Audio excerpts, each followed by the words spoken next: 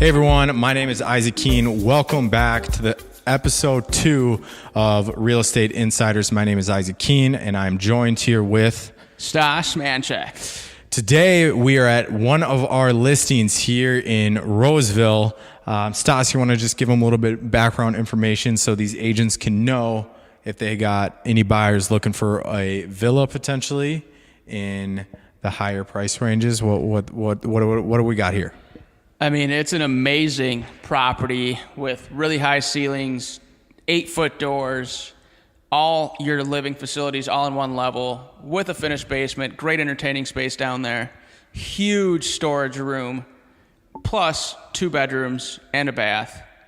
If you have anybody that's looking for the no maintenance country club, social membership to the Midland Country Club, This is a perfect list. Yes. In the association fees. So if you got any buyers out there, agents, feel free to bring them on by. But the reason we are here today is it's actually our topic for today, and that is for all your realtors out there, marketing and promoting yourself. So what we actually did today is we came out here to actually one of our listings to talk about what it's like to be a seller. So we made a 3-part series on different steps it takes to sell a house. And the reason we did this is because the distribution with video marketing is huge. So this is going to go on our website. This is going to go on our Facebook, our Instagram page. We may even run Facebook ads for this. So this is one aspect of marketing yourself as a realtor, which is a huge thing, is video. Is there any other points, or let's just go super basic. What are some of the things that you do as a realtor to market yourself? Well, I mean, real estate is a really old age business that really hasn't changed much. And, being a part of all these Facebook groups with, people always complaining about, oh my God, we built a monster called Zillow and now they're taking all of our business, and Realtor.com and all this stuff. I mean, you just have to make sure that you are living in 2018.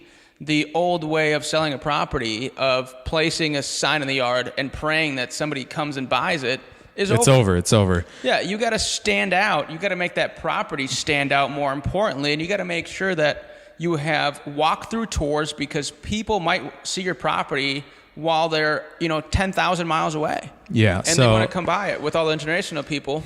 For sure. So the basics of this is kind of to recap what Stas was saying, is the old way of selling real estate is gone. You can't just post it on the MLS, post some pictures online, maybe on your website. That's over. Especially using your Samsung flip phone. Yeah. So the thing is, you need to build out your personal brand as a realtor. That means getting your Facebook made, your LinkedIn made, maybe a Twitter. If you're into sports and news and things like that, reach out, involve yourself in communities. Same thing on Instagram. Instagram is one of our favorite platforms here at VSM Real Estate. We are very addicted to it. We're posting multiple stories a day, even on the company page, VSM Real Estate. We're doing it on our personal pages. I do it a lot. Stas does it a lot, and we're trying to get all the other agents to really buy into that. So, as far as Instagram and Facebook, how do you feel about those? What are some of the successes that you've had with those platforms? I mean, let's take a break for a second. We're on camera. Isaac is holding this microphone, green shirt. There could be a green screen behind him, giving him a weather report. Watch out, Keith Marler. He's coming for your job. That's what these microphones are. We even got the little VSM Real Estate, I don't know, what are these things called? It was like a news anchor. Holders. There you go. Yeah. VSM companies, syndicate companies, weather. Yeah. Welcome. Coming soon.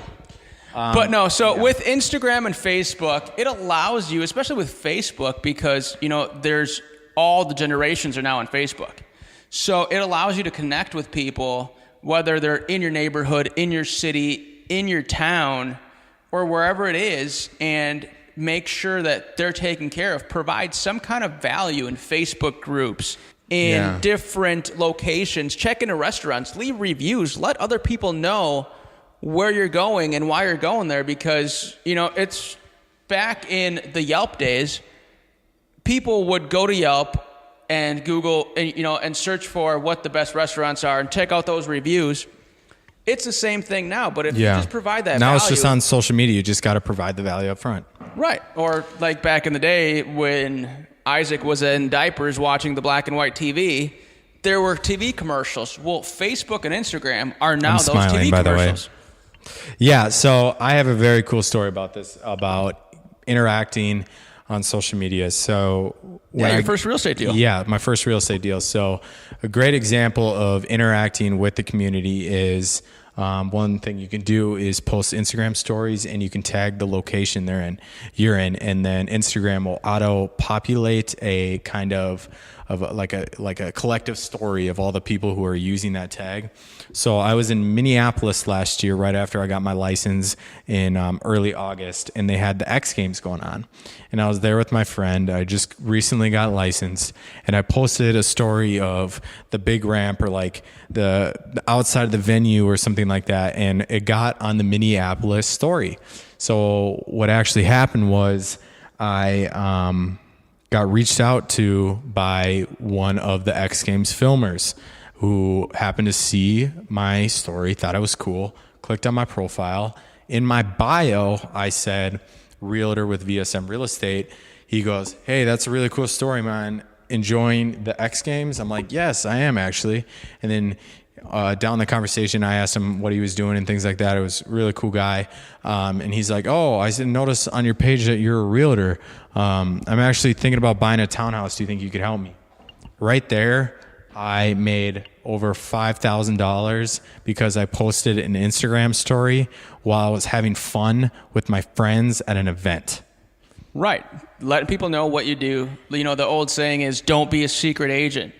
So let everybody know what you do, and especially if you're passionate about it and you love what you do, which all of us here at VSM pretty much are. I mean, everybody loves what they do. Everybody is willing to go the extra mile to do it, but let everybody know, because now you don't have to pay $1 million to get a commercial that's 20 seconds long. You have a free space to use it for commercials each and every day. And it's not going away. The thing is, start building out your social media as soon as you can. Get on Facebook, get on Instagram, get on LinkedIn.